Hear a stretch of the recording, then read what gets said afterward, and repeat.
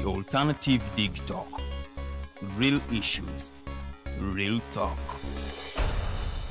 At first, we hit your gadgets with our state-of-the-art digitalized mobile studio with the debate on the road behind the wheels. Later, we launched our magnificent studios located on Plot 1A, Sewagude Close, Lukulinanganda, Machindye, Kampala, where we bring to you our must-watch shows like The Mighty Drive, Monday to Friday, 8 a.m., Hotline, Mondays, 7 p.m. As for legal matters, Twins at Bar, Tuesdays, 11 a.m. Wednesdays, 6 p.m. is Afro-Caribbean Link, where we connect Africa with the Caribbean. Voltage on Thursdays, 7 p.m., featuring a youthful panel. Interface with Dr. Kcca Besije every Friday, 12 p.m. with his call to action against injustices. Snap Talk, Saturdays, 6 p.m. with the trio. A must-watch, The Political Dice, Sundays, 8 p.m. with the duo that never stammers, and so much more. Watch us live on all our social media platforms. We are The Alternative Digitalk. Real issues, real talk.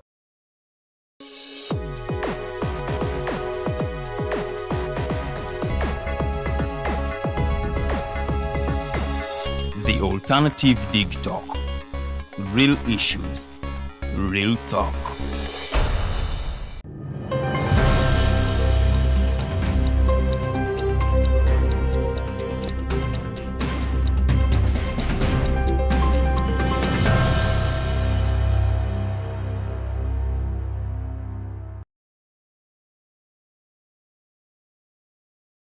Weewaawo kadde ka program ya Mighty Drive nkubuuzaako onaawe osinzidde okubanga otulaba. Nze Omumbejja Luwedde Lilian era nga nkwaniriza nnyo amakya g'olunaku olwaleero lunaku lwakuna ennaku z'omwezi tubala 17 tuli mu mwezi ogwa October oba muyite mukulu kusa bitongotongo mwaka 2024. Kulamusaako gwe atwegaseeko ku Facebook ku page zaffe The Alternative Uganda ne YouTube channel yaffe eya The Alternative Uganda. Nsaba busabi o subscribing ate like ngene pages zaffe ku platforms wonna weetuli ku Instagram osobola tusangako nga The Alternative Uganda ku ate bw'oba ogenze ku X nako kwetuli nnyo ng'era The Alternative Uganda. So osobola okubanga otusangayo ne ku TikTok nayo kwetuli, so ne tusobola okubeera nga ate tushambulira wamu walaba bu clips obo nga butambula munnange nammwe abakikola omulimu mwebale nnyo mwebalire ddala. Ngenda kubanga ate nkuwa updates zaffe then oluvannyuma tube nga twegattibwako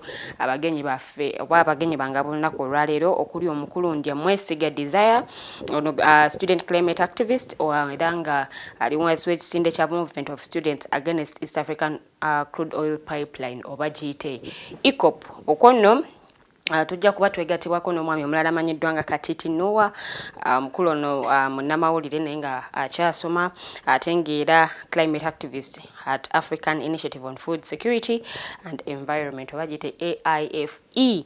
Olunaku olwaleero tugenda kuba tutunuulira munnange ensonga za EACOP nga bwe tulaba magoba ge tuba tukulembeza nnyo okusinga okuuma ate planet kwe tuli, ensonga za butonde bwansi ze tugenda okuba nga ate tutambulirako olunaku olwaleero. So osobola okubeera kitundu ku discussion ng'okozesa platforms ezaffe nga bwenze kugambye waggulu. Njagala nkuyitiremukko ku ebyo ebikoze amawulire ate naawe osobola okuba nga obitegeera abagenyi baffe banaatwegattirako weewaawo nga discussion ate etandikirawo.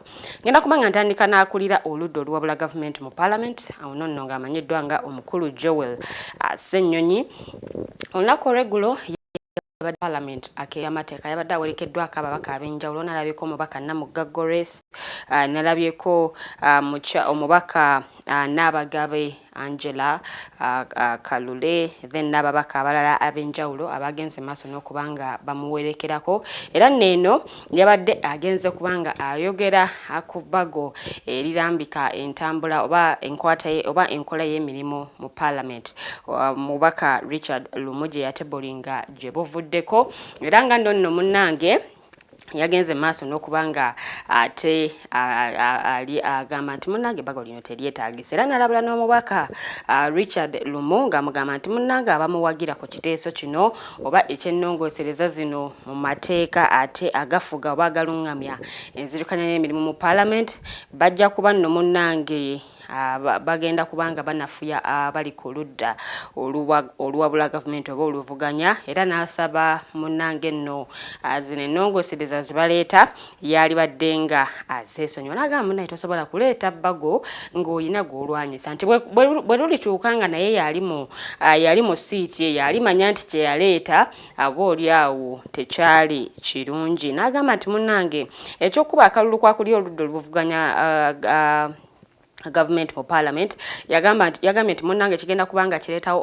okuvuganya mu bali ku ludda oluvuganya government ng'agamba nti ebiseera ebisinga bajja kubimalira nnyo mu kuvuganya kulabanya ina babaka abangi kale nga kino kiyinza okuba nga ate kireetawo obuzibu so ebyo nno bwatyo bwe yabyogedde naye nga munnange lino ebbago munnange aba ennongosereza mu mateeka galungamya entambula y'emirimu mu parliament mukulu Richard Lumo gy'atembeeta ebiro bino n'aba NRM bwe baali mu kakiiko kano ak'ebyamateeka ka parliament nabo bagenda mu maaso n'okuba nga bategeeza nga ebbago lino oba oliawo bwe likyetaagisa nga lijja kuttattanya enfuga eya demokrasiya kale nabo ne bagenda mu maaso n'okuba nga balisimbira ekkuuli weewaawo abakulembeze okuva mu bibiina ebyenjawulo eby'ebyobufuzi wano mu ggwanga Uganda bagenze nga balabika mu kakiiko ka parliament ak'ebyamateeka nabo okwongera okuttaanya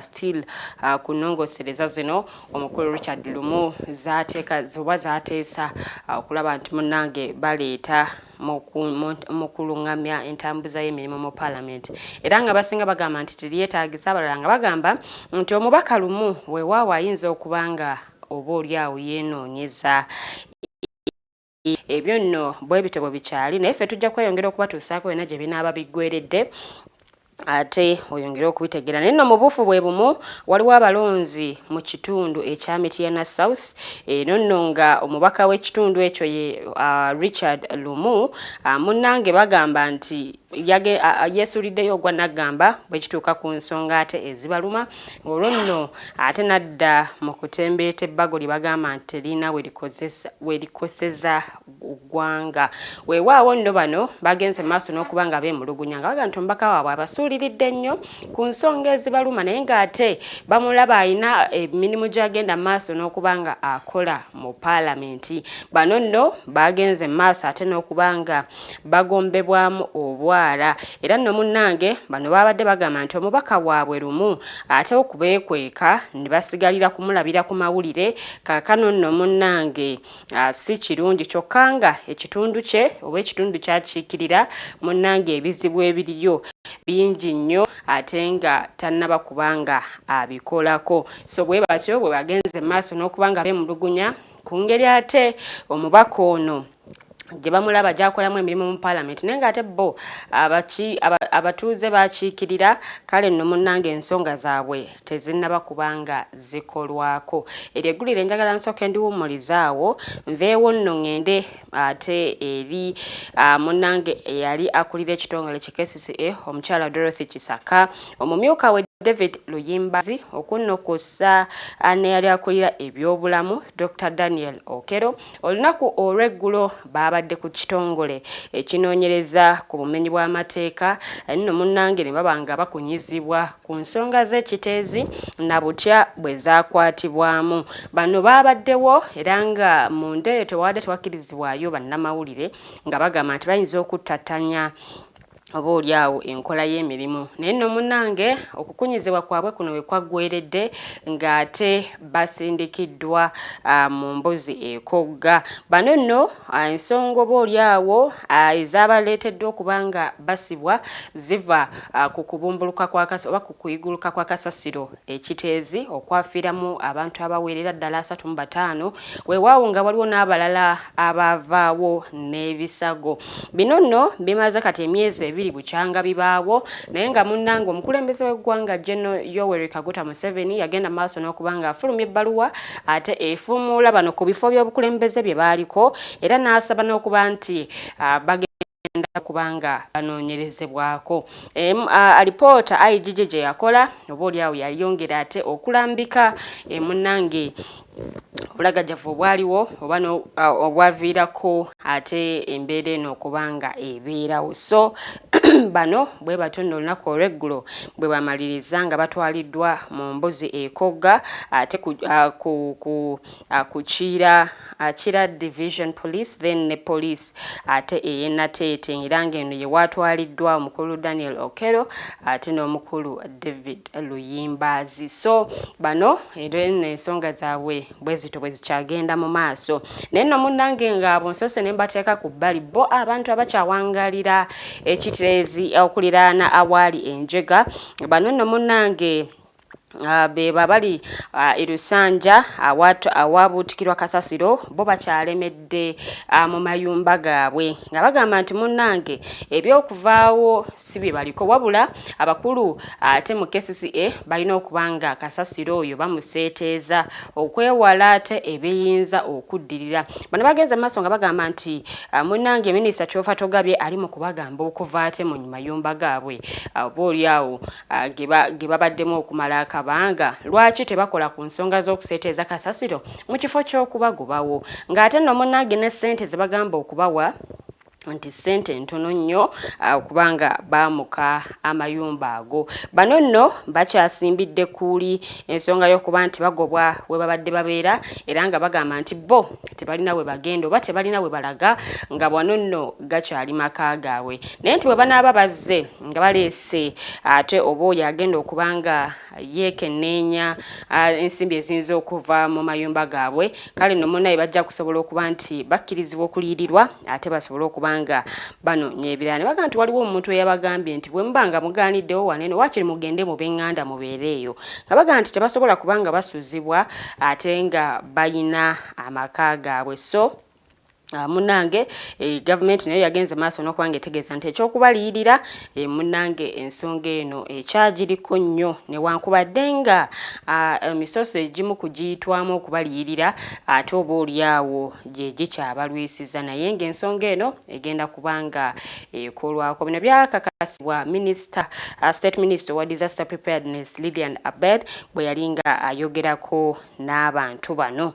Abo nvuddewo nayongeddeyo mugulire ddala ekibiina NUP ate nno munnange nabo bagenze maaso n'okubanga bavaamu omwansi nga basambajja oba olyawo ebirowoozebwa nti kyandibanga beenyigidde mu nteeseganya ne gavumenti okukkirizisa abantu baabwe emisango egyabaggulwako weewaawo nno bano basobole okubanga ate bateebwa.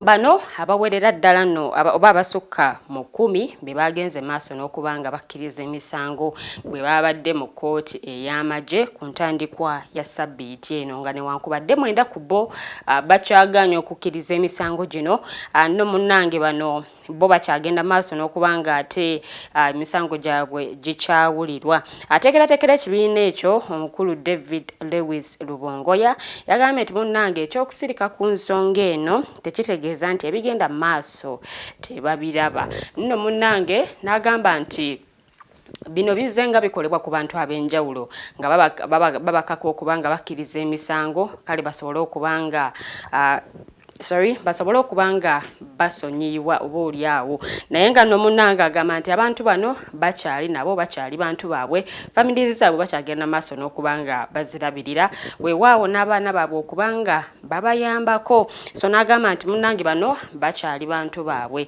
naye nno munnange n'agamba nti bino bikozeseddwa nnyo gavumenti okulaba nga ate bongera okubanafuya. Weewaawo nno ye minisita w'abavubuka n'abaana Balaam Barugahara yagenze maaso n'okubanga ategeeza nti ayagala kusinkana bakulembeze b'ekibiina ki NUP okulaba nga ate boogera ku nsonga ez'enjawulo ng'okusingira ddala ensonga y'abantu baabwe abali mu makomera.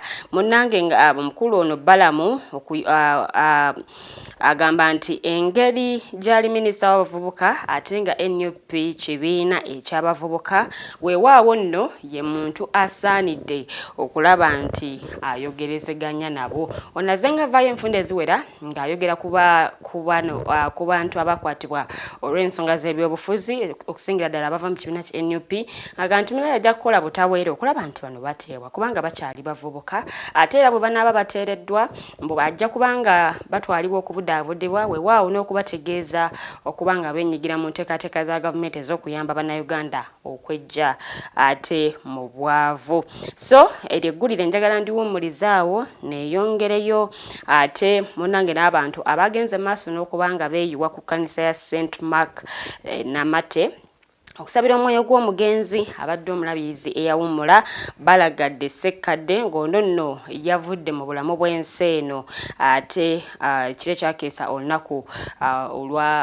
olwa Tuesday. Bannaddiini bannabyabufuzi okunnokosa ne famire y'omugenzi nabo nno munnange baabaddewo nnyo ate mu kusabira omwoyo gw'omugenzi munnange balagadde era ne bamusiima olw'emirimu emirungi gy'akoze naye nga mu bonna ensonga gy'abadde basinga okuteekako essira kwe kuba nti abadde ayagala nnyo Katonda kale weewaawo n'ensonga y'okubuulira enjiri abadde agikwasisa maanyi ne bagamba nti munaye bagenda kubanga bamusubwa nnyo olw'ebyo ebirungi byakoze weewaawo nabyo ne bisobola okubanga byogerwako. Awo nno nvuddewo nayogedeyo mugulire ddala bo bannamateeka weewaawo n'abalwanirizi b'eddembe ly'ebisolo okunnokosa n'ebinyonyi bagenze maaso n'okubanga bateeka akulira ekitongole ekivunaanyizibwa ku kibuga Kampala weewaawo bannyonnyole lwaki bassa ebinyonyi ebibeera ku miti gy'omu kibuga Kampala bwe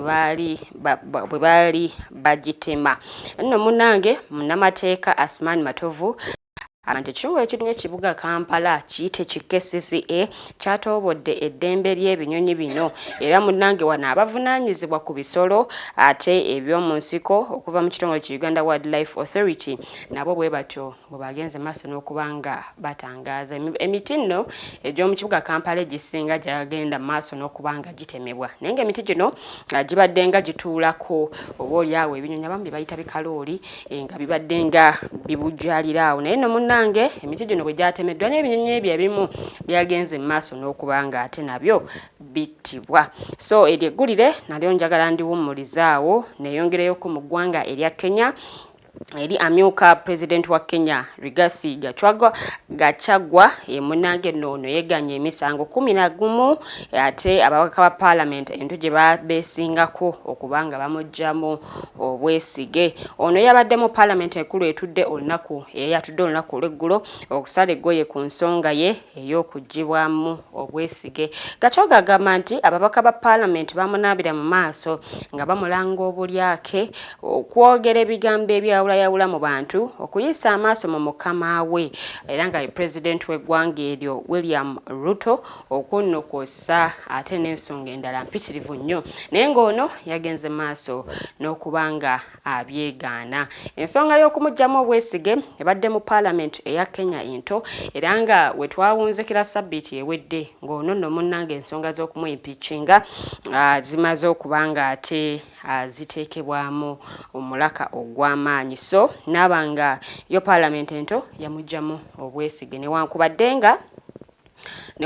nga tukyalinze okumanya ki ekisaliddwawo ekyenkomeredde tukyayongera okubanga tukutuusaako ensonga ezo. Tugenda mu kuwummulamuko katono nnyo bwe tukomawo Mighty Drive egenda kubanga yeeyongerayo nga neegattibwako abagenyi bange ab'olunaku olwaleero. Good morning.